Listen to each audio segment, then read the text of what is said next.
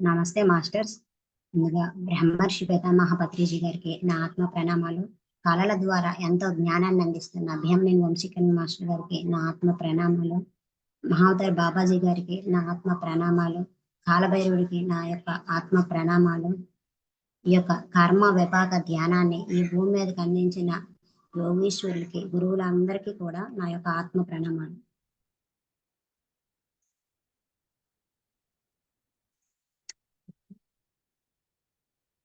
Masters, ఈ రోజు class లో కర్మ విపాకం గురించి తెలియజేస్తున్నాం. మాస్టర్స్, కర్మ విపాకం అంటే ఏంటి? ఈ భూమి మీదకి ఈ కర్మ విపాక ధ్యానాన్ని అసలు ఆ ఆయుర్వేద మెడిసిన్ అంటే ఆయుర్వేద శాస్త్రానికి, హోమియోపతి శాస్త్రానికి సంబంధించింది మేడం. సంబంధించింది మాస్టర్స్ ఈ కర్మ విపాకం అన్నది.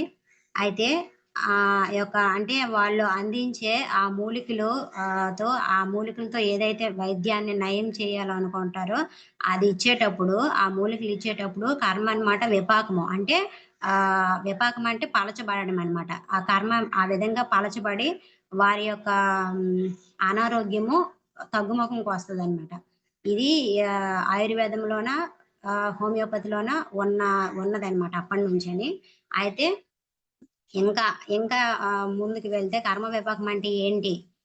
దాని గురించి తెలుసుకుందాం మాస్టర్స్. కర్మ విపాకం అంటే ఇక్కడ కొంచెం ఉపశమనం. విపాకం అంటే ఉపశమనం అన్నమాట. అంటే మనకి ఆ తగ్గుముఖంకి అంటే ఏదో ఒక దారి దొరికి దాని నుంచి బయటపడటము అని పూర్తి అర్థము. అసలు కర్మ అంటే ఏంటి? కర్మ అంటే ఏంటంటే మనం చేసే ప్రతి పని, కూర్చోవడము, నిల్చోవడము, ఆలోచించడము, మన లోపల ఫీలింగ్స్, ఆహ్, మన యొక్క మనం చేసే ప్రతి పని కూడా కర్మ కిందే వస్తది. అంటే కర్మ అంటే సింపుల్‌గా చెప్పాలంటే చర్య. దాన్నే కర్మ అంటారు. అయితే దుష్కర్మలంటే ఏంటి? సుకర్మలంటే ఏంటి? మనము తెలుసుకుందాం మాస్టర్స్. దుష్కర్మలంటే మనకి అంటే దుష్కర్మలంటే ఏంటి? అవి ఎలా వస్తాయి మనకి? మన జీవితంలోనికి ఏ విధంగా వస్తాయి? దాని గురించి తెలుసుకుందాం. దుష్కర్మలంటే మనము ఒకానొక జన్మలోన మన లోపల ఉన్న గుణాలతో అంటే అసూయతోనో, ద్వేషంతోనో, భయంతోనో, లేపోతే డబ్బు మీద అధికారంతోనో, లేకపోతే మనము ఒక ఉన్నత స్థాయి అధికారం అంటే అధికారం ఇతరుల పైన అధికారం చలాయించడము. ఇలాంటి గుణాలతో ఎవరినైతే హింసిస్తామో, ఎవరినైతే బాధిస్తామో, అలా చేయడం వల్ల వచ్చే కష్టాలు వాటినే దుష్కర్మలు అంటారనమాట. మనకి దుష్కర్మలు, సుకర్మలు అనేసి 2 అకౌంట్లు ఉంటాయన్నమాట. బ్యాంక్ అకౌంట్ లాగా. మనము ఈ యొక్క దుర్గుణాలతో వీటినే అసురు గుణాలని కూడా అంటారనమాట. ఈ యొక్క దుర్గుణాలతో మనం చేసే పనులన్నీ కూడా ఒక అకౌంట్ అన్నమాట. అదే దుష్కర్మల అకౌంట్‌లో పడతాయి.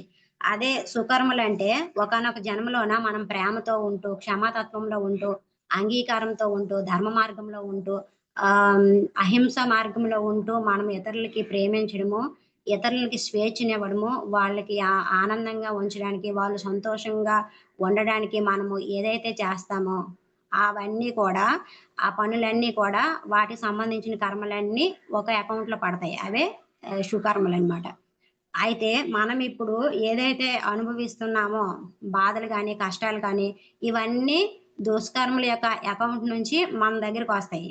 అదే మనం ఇప్పుడు ఏదైతే అనుభవిస్తున్నామో భోగాలు అంటే ఆరోగ్యంగా ఉండడము, ఆర్థికంగా, శారీరకంగా, మానసికంగా అద్భుతంగా ఉన్నాము అంటే మనం గతంలో చేసిన సుకర్మల వల్ల ఇప్పుడు ఎంత అద్భుతంగా ఉన్నాము. అదే దుష్కర్మల వల్ల అనారోగ్యాలు, సుకర్మల వల్ల భోగాలు వస్తాయన్నమాట.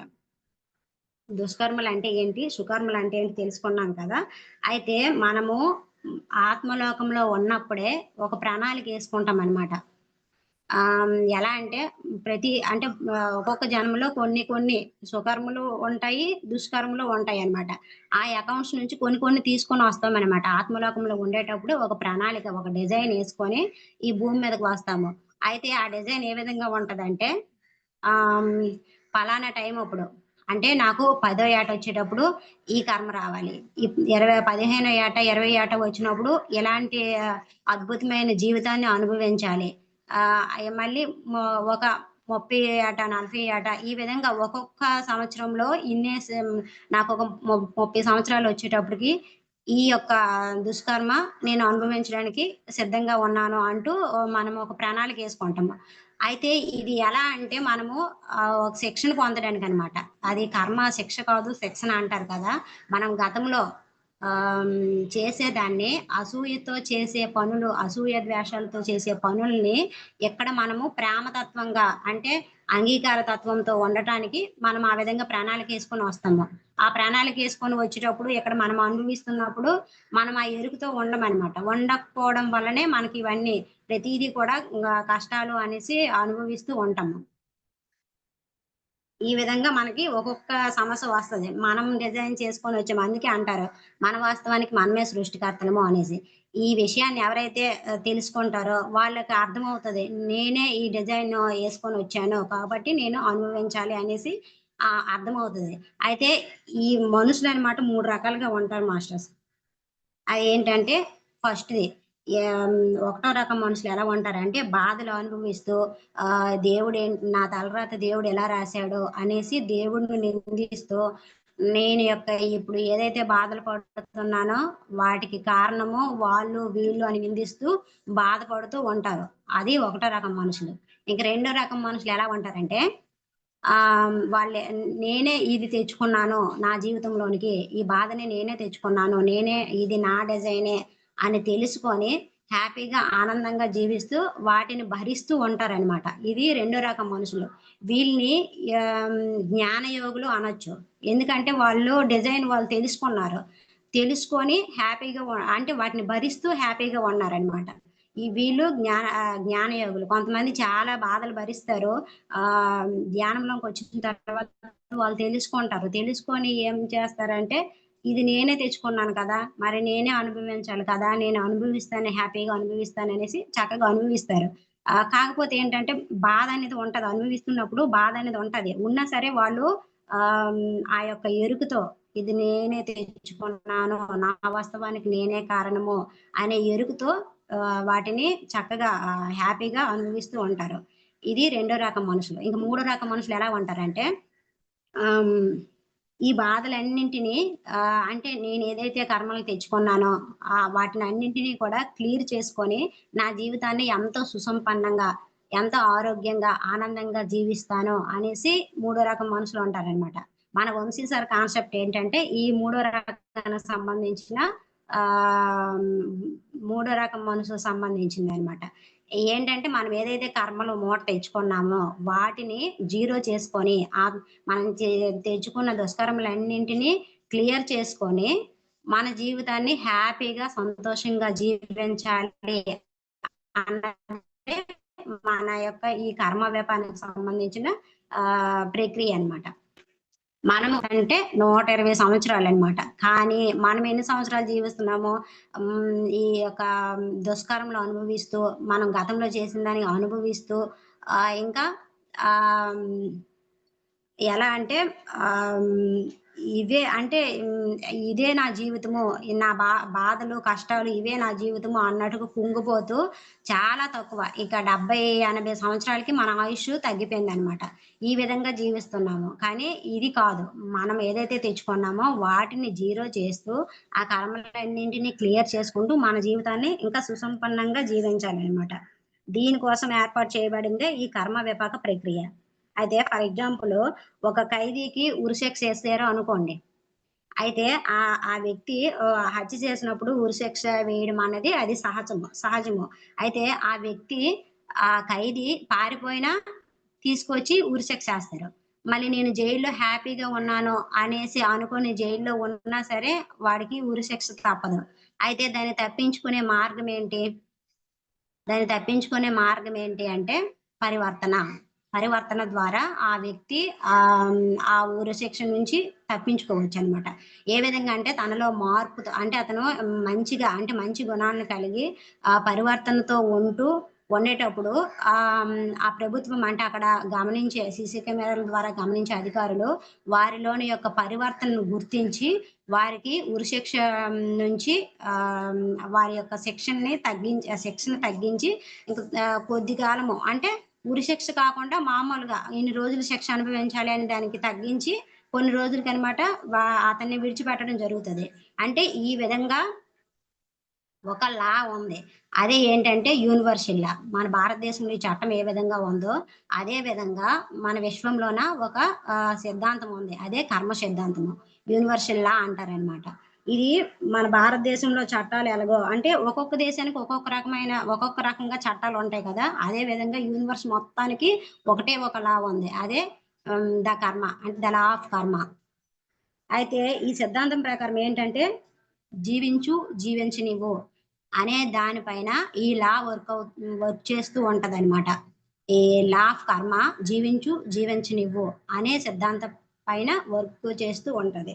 అయితే మనం ఎప్పుడైతే గతంలో ఎవరినో జీవించకుండా, వారికి తిండి పెట్టకుండా, వారిని హింసిస్తూ, వారికి బాధిస్తూ ఉంటామో, ఇప్పుడు యూనివర్స్ ఏం చేస్తుందంటే, దాన్ని మన ముందు ఉంచుతుందనమాట. ఒక పరిస్థితి గానో, లేకపోతే ఒక వ్యక్తి రూపంగానో, లేకపోతే ఒక అనారోగ్యం రూపంగానో మన ముందు యూనివర్స్ ఆ పరిస్థితిని ఉంచుతుంది.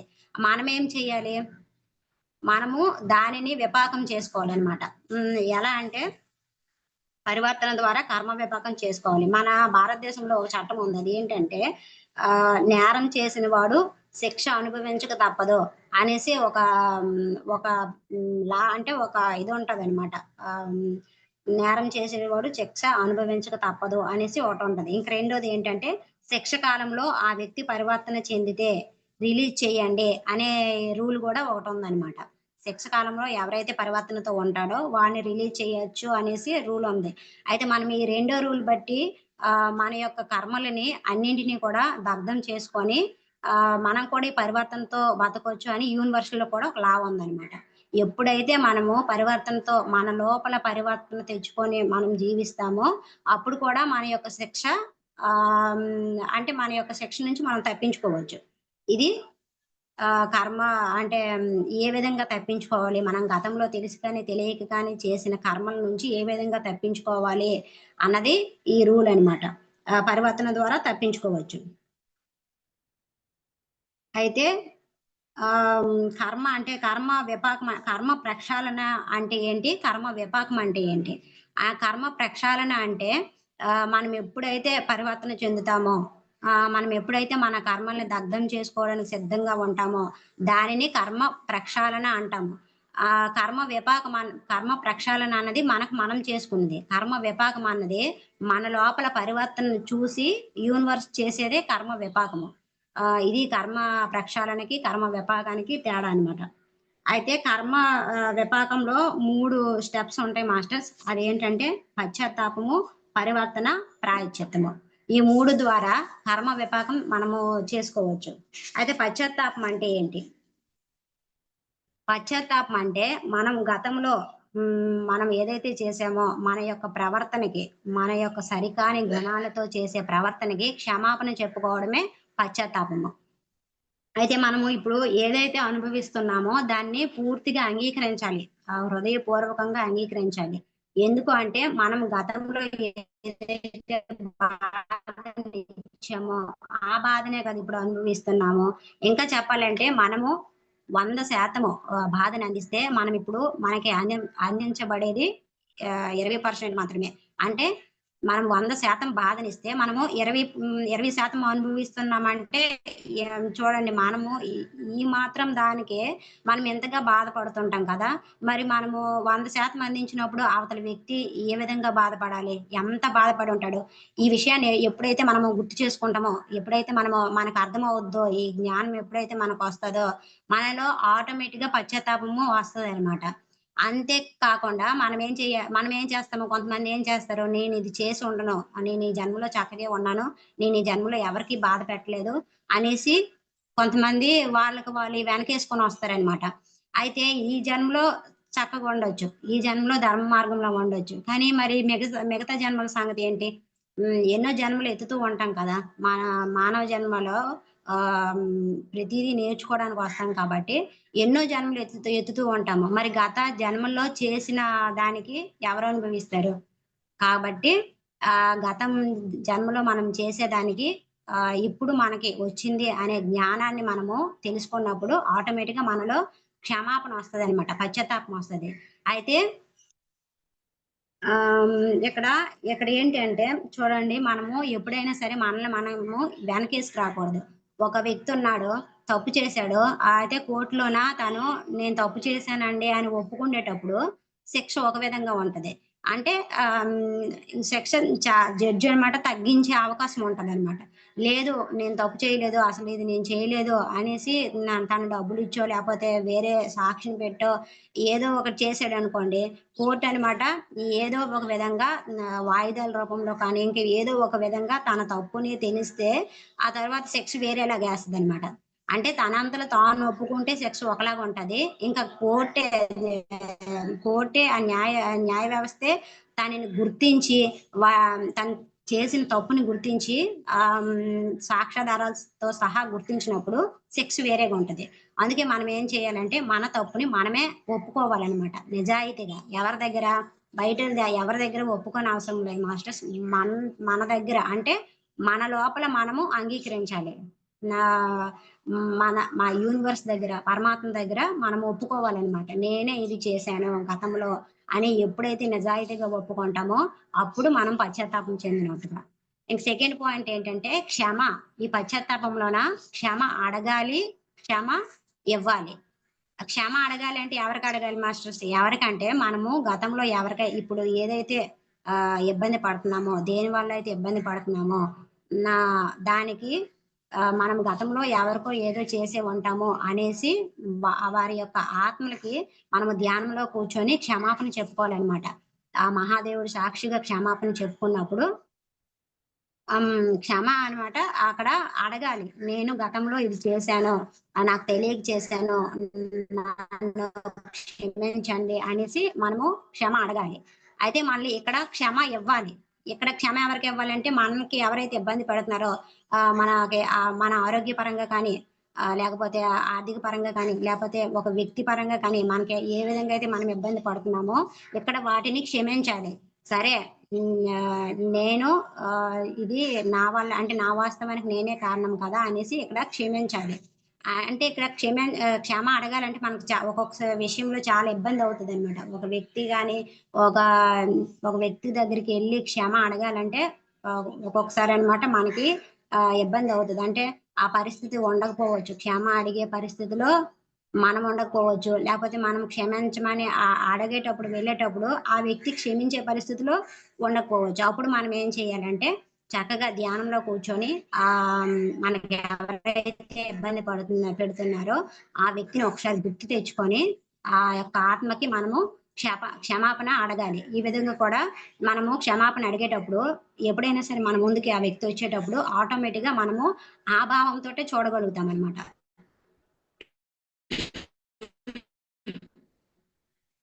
ఈ విధంగా క్షమ అడుగుతూ, క్షమ ఇస్తూ పశ్చాత్తాపంలో మనం ఎప్పుడైతే ఈ క్షమాగుణంతో ఉంటామో, మనం ఎప్పుడైతే పశ్చాత్తాపంలో ఉంటామో, మన యొక్క కర్మ విపాకం జరుగుతది మాస్టర్స్. అది ఏ విధంగా అంటే కొంతమంది అయితే డ్రీమ్స్ చూసుకుంటారు కదా! డ్రీమ్స్ చూసుకునేటప్పుడు కొన్ని డ్రీమ్స్ వాళ్ళు చూసుకుంటారు. ఏదంటే పాము కాటేసినట్టుగా, లేపోతే ఒక కోతుల రూపంలో కోతొచ్చి కాటేసినట్టుగా, కరిసేసినట్టుగా లేపోతే ఒక వ్యక్తి వచ్చి కడుపులో కత్తితో పొడిచినట్టుగా, ఇంకా పిల్లలు కానీ, భర్త గాని వదిలేసి వెళ్ళిపోయినట్టుగా, ఆ విధంగా బాధపడుతూ మనము అంటే కలలో చూసుకుంటూ ఉంటామనమాట. అప్పుడేంటంటే ఆస్ట్రల్ లోకంలో మన యొక్క కర్మ విపాకం జరిగినట్టుగా. అంటే మనమేంటి అక్కడ అనుభూతి చెందుతున్నామనమాట. ఆ యొక్క బాధని మన మన యొక్క మనము అక్కడ ఆస్ట్రల్‌గా ఆ కలలో అనుభూతి చెందుతున్నాం కాబట్టి, ఆ అనుభవం అనమాట మన ఆత్మలో ఉండిపోద్ది. అలా, అలా కర్మ విపాకం జరిగినప్పుడు మన ఈ శరీరానికి, ఈ భూలోకానికి మరి ఆ కర్మ రావడం జరగదనమాట. ఆ విధంగా మనం ఎప్పుడైతే ఇప్పుడు పశ్చాత్తాపంలో ఉన్నామో, ఆ విధంగా కర్మలు క్లియర్ జరుగుతూ ఉంటాయన్నమాట. ఇది మాస్టర్స్ పశ్చాత్తాపము గురించి. అయితే పరివర్తన అంటే ఏంటి? పరివర్తన అంటే ఇక నుండి నేను మారిపోతాను. నన్ను నేను మార్చుకుంటాను. మహాదేవా నేను ఇక్కడ జాగ్రత్తగా ఉంటాను అనేసి ఆ మహాదేవుడికి ప్రామిస్ చేయడం అనమాట. అయితే ఈ పరివర్తనలోన ఏంటంటే ఇది ఆహ్, మనము చూడండి, నేను మార్చుకుంటాను అంటూ మాంసం తింటూ ఇలా ఉండకూడదు. అందుకనే మనము ఒక మాంసం విషయంలో కాదు, ఇంకా మాటలతో కూడా ఎవరిని హింసించకూడదు. నేనిక పరివర్తనతో ఉంటాను అనేసి మనకు మనము మన హృదయంతో చెప్పుకోవాలనమాట. అయితే ఇక్కడ 2 విధాలుగా, ఒకటి ఎవరిని హింసించకూడదు చేతలతో, ఇంకొకటేంటంటే మాటలతో కూడా ఎవరిని హింసించకూడదు. అలా మనకు మనం చెప్పుకోవాలి. అందుకే అంటారు అహింసో పరమో ధర్మః. అంటే అన్ని విషయాల్లో కూడా ధర్మపరంగా ఉండాలనమాట. మన మాటలతో కానీ, చేతలతో కానీ, పనులతో కానీ ఎవరిని బాధ పెట్టకూడదు. దాన్నే పరివర్తన అంటారు. అయితే ఈ మార్పు మనలో ఎప్పుడైతే వస్తుందో యూనివర్స్ అన్నమాట మన యొక్క కర్మలన్నింటినీ కూడా విపాకం చేస్తుందనమాట. ప్రక్రియ మొదలవుతుంది. మనలో ఎప్పుడైతే పరివర్తన వస్తదో ఈ కర్మ విపాక ప్రక్రియ స్టార్ట్ అవుద్ది. అయితే మనము ఇలాగ మార్పు చెందాము అనేసి యూనివర్స్‌కి ఏ విధంగా తెలుస్తుంది? ఏ విధంగా తెలుస్తుందంటే మాస్టర్స్ ప్రతి ఒక్కరిలో ఒక సీసీ కెమెరా ఉంటది. ఈ సీసీ కెమెరా కనెక్షను యూనివర్స్‌కి కనెక్ట్ అయ్యి ఉంటదనమాట. ప్రతి ఒక్కరిలో ఈ సీసీ కెమెరా ఉంటది కదా! అయితే ఆ సీసీ కెమెరా ఏంటి అంటే మన మనసు. మన మనసుతో అంటే మనం ఇప్పుడు ఏదైతే చేస్తామో అన్నీ మన మనసు ద్వారా యూనివర్స్‌లో వెళ్ళిపోతాయన్నమాట. తెలుస్తూ ఉంటది. మనం ఏటి ఆలోచిస్తున్నామో, మనం ఏ విధంగా ఫీల్ అవుతున్నామో, మనం ఎటువంటి భావంతో ఉన్నామో, ప్రేమ భావంతో ఉన్నామా? లేపోతే ద్వేషంతో ఉన్నామా? లేపోతే కోపంతో ఉన్నామా? ఈ భావాలన్నింటి కూడా యూనివర్సు చూస్తూ ఉంటదన్నమాట. అప్పుడు మనలో పరివర్తన ఉందా? లేదా? అనేది చెకింగ్ జరుగుతదక్కడ.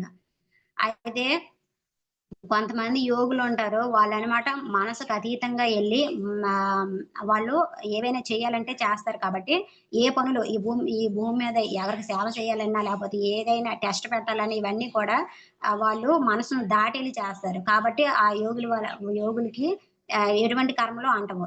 అయితే మన మనసు యొక్క సీసీ కెమెరా ద్వారా మనం చేసే ప్రతి భావన కూడా యూనివర్స్ చూస్తుంది. కనుక మనము ఎంతో జాగ్రత్తగా ఎంతో మార్పుతో మనల్ని మనం మార్చుకుంటూ పరివర్తనతో ఉండాలి.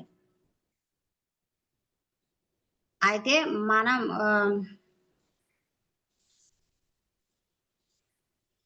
మన ఆలోచనలు అంటే ఈ పరివర్తన అంటే మనము చూడండి, ఈ పరివర్తనలో ఉన్నాము అనేసి ఎవరికి వాళ్ళు అనుకుంటాం కదా! అయితే పరివర్తనతో ఉన్నామా లేదా అన్నది టెస్ట్ చేసుకున్నప్పుడు మనము పరివర్తనతో ఉన్నాము అనేసి అనుకున్నామనుకోండి, మనం ముందు ఆ పరిస్థితి ఉంచబడతదనమాట.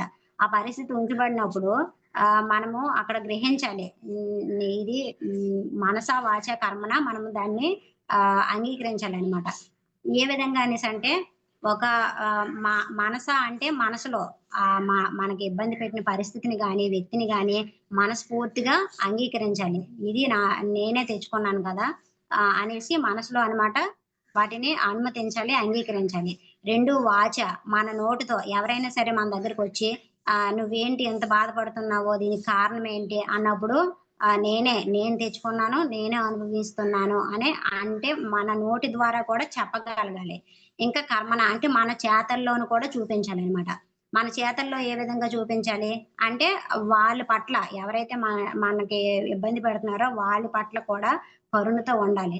అందుకే అంటారు ప్రేమతత్వంతోటి, కరుణతోటి, ఉపేక్షతో, అంగీకార తత్వంతో, కృతజ్ఞతతో ఈ యొక్క భావాలతో ఉన్నప్పుడు మనలో ఆటోమేటిక్‌గా పరివర్తన అనేది వస్తూనే ఉంటది. మనం ప్రతిరోజు మనకు మనం ఆత్మ పరిశీలన చేసుకోవాలి. నేను ఈ భావాలతో ఉన్నానా?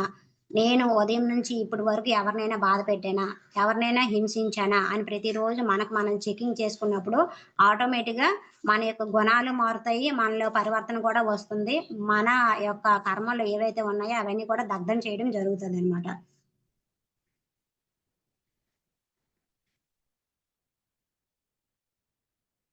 ఇంకా ఇంకా ఏంటంటే ప్రాయశ్చిత్తం అన్నమాట. ప్రాయశ్చిత్తం అంటే ఏంటి?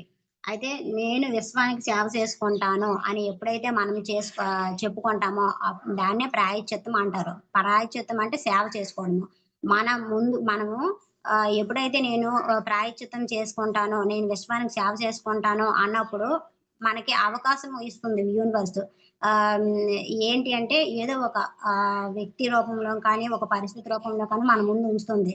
మనము ఎవరైనా వచ్చారనుకోండి మన దగ్గరికి, ఆహ్, ఏదైనా సరే సహాయం కావాలి అనేసి వచ్చేటప్పుడు మనం ఏ స్థితిలో ఉన్నప్పుడు, ఏ కోపంతోటో లేకపోతే ఏదో ఒక దాంట్లో ఉండి మనము వాళ్ళని కసురుకోకూడదనమాట.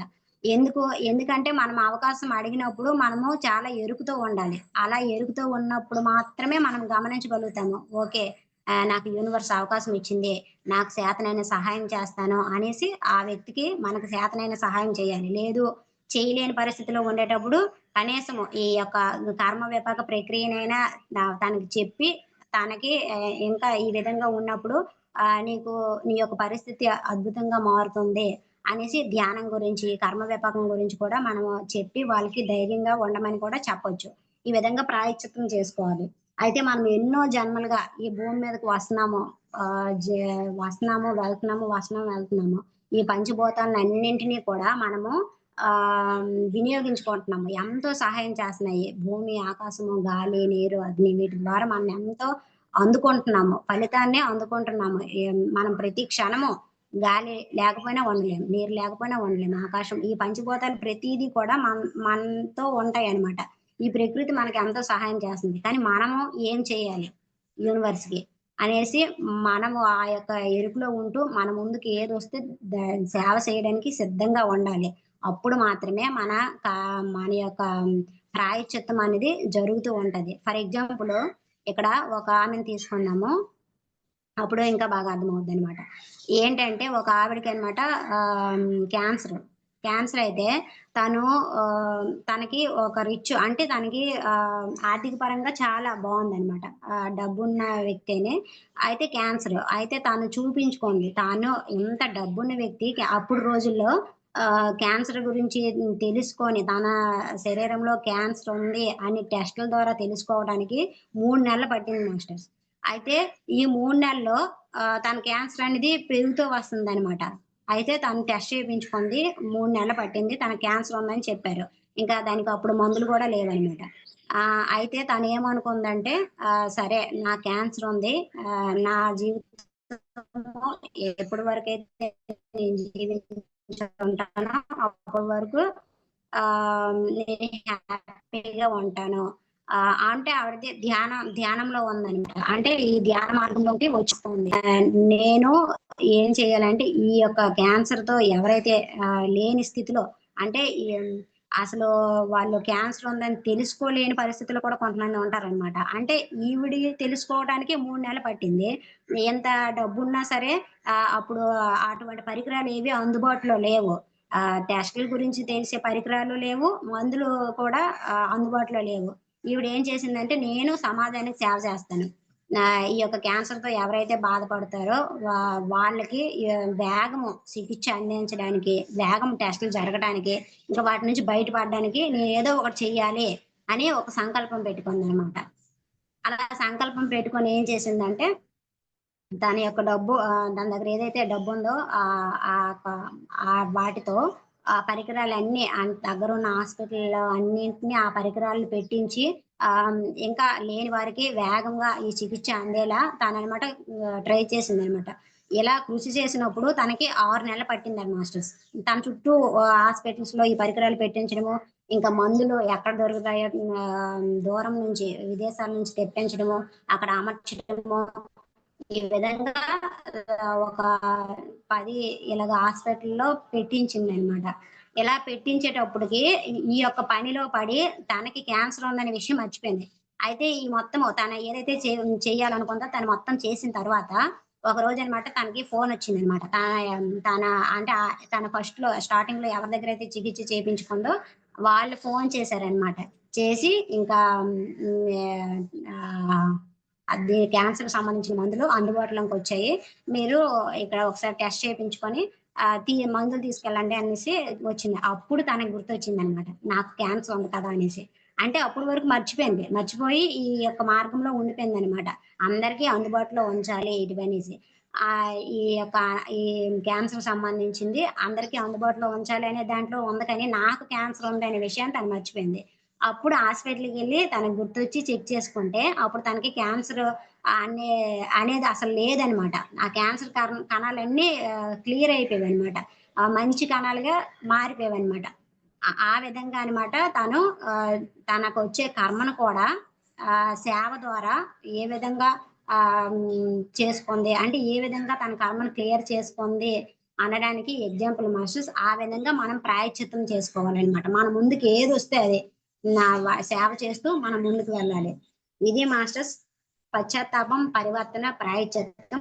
అయితే మనము ఈ ప్రక్రియని ఏ విధంగా చేసుకోవాలి అనేసి మనం ఇప్పుడు తెలుసుకుందాం. మనకి 3 రకాల సమస్యలుంటాయి. ఏంటంటే ఆర్థిక సమస్యలు, ఆహ్, మానసిక సమస్యలు, శారీరక సమస్యలు. ఈ 3 రకాల సమస్యలతో ఉంటారనమాట. అయితే ఈ 3 రకాల సమస్యల్లో మనం ఏది అంటే దేనితో మనం ఎక్కువ బాధపడుతున్నామో, ఇప్పుడు ఇది క్లియర్ చేసుకోవాలి, దీంతో నేను చాలా ఇబ్బంది పడుతున్నాను అనేసి మనము ఒక దానిని తీసుకొని, మనకి ఎన్ని సమస్యలున్నా సరే వాటినన్నిటిని పక్కన పెట్టేసి ఒక దానిని మాత్రమే, ఒకటి క్లియర్ అయిపోయిన తర్వాత ఇంకో దాన్ని తీసుకోవచ్చనమాట. అలా ఒక దానిని మనం దేనితో ఇబ్బంది పడుతున్నామో దాన్ని తీసుకొని ఆహ్, ఈ యొక్క కర్మ విపాక ప్రక్రియని చేయాలనమాట. ఎలా అంటే ఫస్టు ధ్యానంలో కూర్చొని ఒక 2, 3 మినిట్స్ శ్వాసను గమనించాలి. శ్వాసను గమనించిన తర్వాత మహాదేవుడిని ఆహ్వానించుకొని, మహాదేవుడు మన ముందు ఉన్నాడు అని భావన చేసుకొని, ఆహ్, అతను ముందు కూర్చొని నేను కర్మ విపాక ప్రక్రియ చేసుకుంటున్నాను అని మనం మనసులో అనుకోని, శ్వాస తీసుకునేటప్పుడు ఓం, విడిచిపెట్టేటప్పుడు నమః శివాయ అని ఈ విధంగా ఒక 10 మినిట్స్ అనుకుంటూ ఉండాలనమాట. కళ్ళు మూసుకొని శ్వాసను తీసుకునేటప్పుడు ఓం, విడిచిపెట్టేటప్పుడు నమః శివాయ అని ఇలా అనుకుంటూ ఒక 10 నిమిషాలు అయిపోయిన తర్వాత అప్పుడు మనం సంకల్పం చెప్పుకోవాలి. ఏంటి అంటే, మహాదేవ, నేను గతంలో ఏదైతే చేశానో దానికి పశ్చాత్తాపం చెందుతున్నాను అనేసి 3 సార్లు చెప్పుకోవాలి. ఇంకా సెకండ్‌దేంటంటే, మహాదేవ, నేను చేసిన దానికి పరివర్తనతో ఉంటాను. నన్ను నేను మార్చుకుంటాను అని ఆహ్, రెండో సంకల్పం. ఇంక మూడోదేంటంటే ప్రాయశ్చిత్తము. మహాదేవ, నేను ప్రాయశ్చిత్తం చేసుకుంటాను. నాకు అవకాశం ఇవ్వండి. ఈ విధంగా ఈ 3 స్టెప్స్ కూడా 3 సార్లు అనుకోవాలనమాట. పశ్చాత్తాపం, పరివర్తన, ప్రాయశ్చిత్తం. ఈ మూడింటిని 3 సార్లు ధ్యానంలో అనుకోని తర్వాత మన శ్వాసను గమనిస్తూ, మళ్ళీ శ్వాస తీసుకునేటప్పుడు ఓం, విడిచిపెట్టేటప్పుడు నమః శివాయ ఇలా అనుకుంటూ ఒక 10 నిమిషాలు అలా ధ్యానంలో కూర్చొని ఇంకా ధ్యానాన్ని కంటిన్యూ చేస్తే కంటిన్యూ చేయొచ్చు. లేకపోతే అక్కడికి ఆఫ్ చేసేయొచ్చనమాట. ఎ ఇంకా మనం రోజులో ఎన్ని సార్లైనా చేసుకోవచ్చు ఈ ప్రక్రియని. ఇది మహా అయితే ఒక 20 మినిట్స్‌లో కంప్లీట్ అయిపోద్ది మాస్టర్స్ ఈ కర్మ విపాక ప్రక్రియ. ఈ విధంగా మనము 11 రోజులు చేసుకోవాలనమాట. ఏదైతే ఒక సమస్యను తీసుకొని దానిపై ఈ కర్మ విపాక ప్రక్రియను ప్రతిరోజు 11 రోజుల పాటు చేసుకోవాలి. ఈ విధంగా 11 రోజులు చేసుకున్న తర్వాత అది మహాదేవుడితో కానివ్వండి, లేకపోతే పూర్ణాత్మతో కానివ్వండి, లేకపోతే విశ్వాత్మతో కానివ్వండి, యూనివర్స్‌తో కానివ్వండి, ఎవరితోటైనా సరే కనెక్ట్ అయ్యి ఈ విధంగా 11 రోజులు చేసుకోవాలి. అయితే మనం ఇప్పుడు ఏం చేస్తున్నామంటే, మన యొక్క శ్వాస ద్వారా ఆ యొక్క మహాదేవుని శ్వాసతో అనుసంధానం చేసి ఆహ్, మన యొక్క మెసేజ్‌ని అతనికి అందిస్తున్నామనమాట. మన యొక్క బాధని ఆ యొక్క మహాదేవుడికి అందించే మార్గం ఏది అంటే ఈ యొక్క శ్వాస ప్రక్రియ. అందుకని ఈ విధంగా చేయడం ద్వారా మనము ఆ మహాదేవుడికి మెసేజ్ ఇచ్చినట్టుగనమాట. నేను ఈ బాధలో ఉన్నాను. నేను ఈ పశ్చాత్తాపం చెందుతున్నాను. ఇకపై పరివర్తనతో ఉంటాను. ప్రాయశ్చిత్తం చేసుకుంటాను అని ఈ విధంగా ఆ మహాదేవుడికి మెసేజ్ ఇచ్చినట్టుగా. అయితే ఈ మెసేజ్ వాళ్ళకి అందిందా లేదా మనకెలా తెలుస్తది? ఎలా తెలుస్తదంటే, మనం చేసే ఈ 11 రోజుల్లో ప్రక్రియలో ఏ ఈ ఏదో ఒక రోజు మన ముందుకనమాట మనం ఏదైతే బాధపడుతున్నామో, అలాంటి బాధతో ఉన్న వాళ్ళే మన ముందుకొస్తారు. ఒక అనారోగ్యంతో మనం ఉన్నామనుకోండి, అనారోగ్య సమస్యతో బాధపడి మనం ఈ కర్మ విపాక ప్రక్రియ చేసుకునేటప్పుడు, అలాంటి అనారోగ్యంతో ఉన్న వాళ్ళే మన ముందుకొస్తారు. లేదు, నేను ఆర్థిక సమస్యతో ఉన్నాను, ఈ ప్రక్రియ చేసుకుంటున్నాను అన్నప్పుడు, అలాంటి ఆర్థిక సమస్యతో ఉన్న వాళ్ళే మన ముందుకొస్తారు. అప్పుడు మనం ఎరుకుతో ఉంటూ, ఆ మహాదేవుడు నాకు అవకాశం ఇచ్చాడు అని అనుకోని మనము ఈ కర్మ విపాక ఎంత వరకు వాళ్ళకి సహాయం చేయాలి. ఫర్ ఎగ్జాంపుల్ చూడండి, మీకు ఒక 3,00,000 అప్పుతో మీరు బాధపడుతున్నారు. ఈ యొక్క ప్రక్రియ చేసుకుంటున్నారు. మీ దగ్గరికి ఒక రూ. 1,00,000 అప్పున్నోళ్ళు వస్తారనమాట. అప్పుడు మీరేం చేయాలి? ఆహ్, నేనే 3,00,000 అప్పుతో ఉన్నాను. ఇంక నేను నీకేం సహాయం చేస్తాను అని అనకుండా, సరే నేను 3,00,000తో 3,00,000 అప్పుతో ఉన్నాను. నేను చక్కగా ధైర్యంగా ఉన్నాను. ఇంకా నువ్వు రూ. 1,00,000 కదా! పర్వాలేదులే. అది ఆ విధంగా తీరిపోద్ది అని వాళ్ళకి ధైర్యం చెబుతూ మీకు ఎంత వరకు అవకాశం ఉంటే అంతవరకు వాళ్ళకి డబ్బుని సహాయం చేయాలనమాట. ఈ విధంగా చేస్తూ మనకొచ్చే అవకాశాన్ని వినియోగించుకుంటూ ఉండాలి. అయితే ఇది ఈ యొక్క అవకాశం అనేది మనకి ఆహ్, ఒక బయట నుంచే కాకుండా ఇంట్లోను కూడా ఇవ్వబడుతుంది మాస్టర్స్.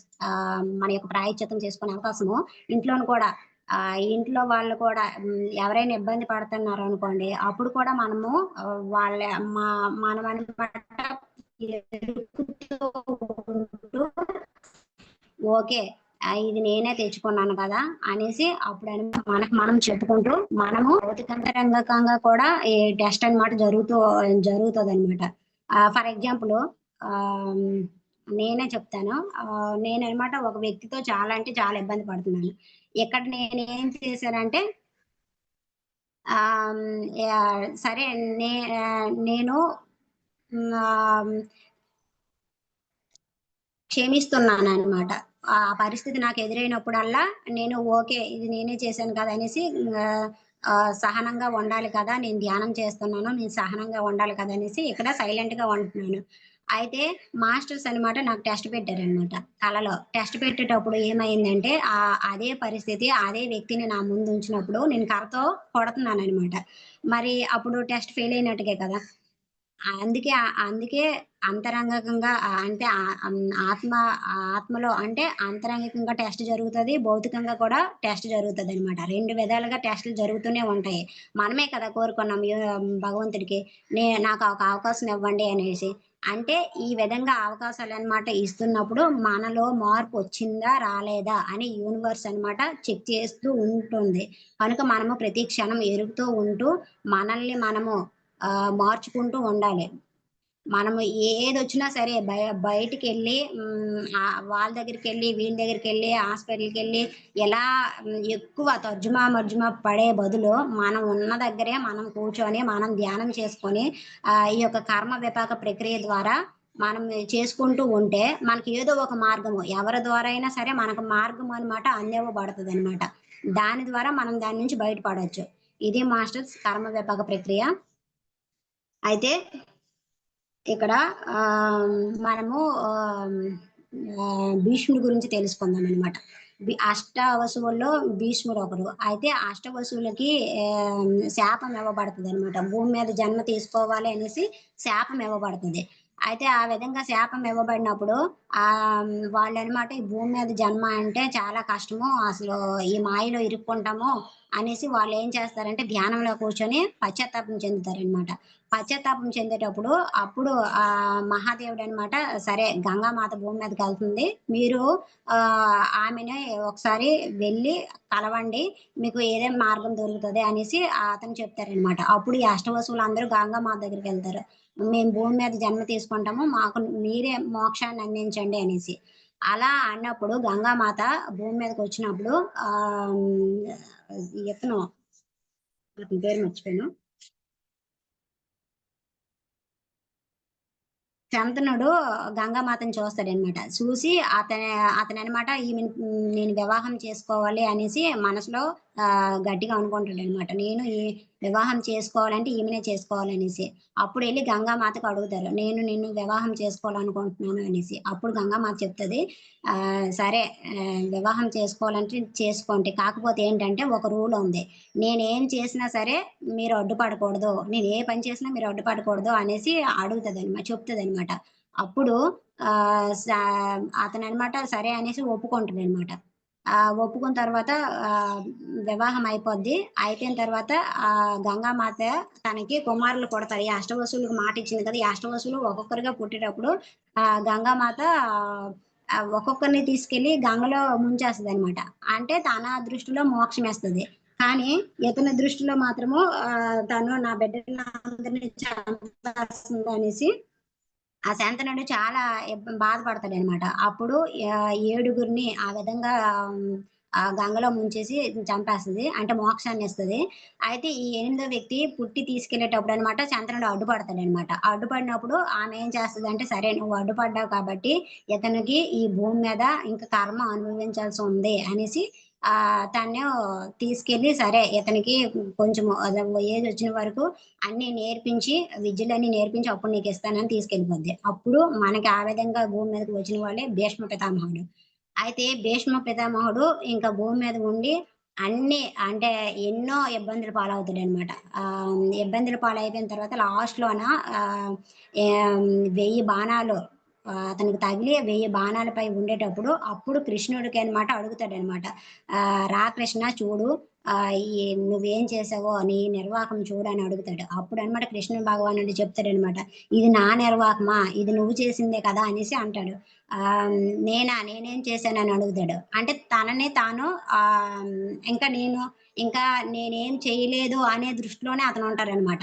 అప్పుడు అడుగుతాడు నేనేం చేశానంటే, "నువ్వేం చేయలేదా? మరి నువ్వేం చేయకపోయినా సరే నువ్వు చేస్తూ అధర్మం వైపు నువ్వు నిలిచావు.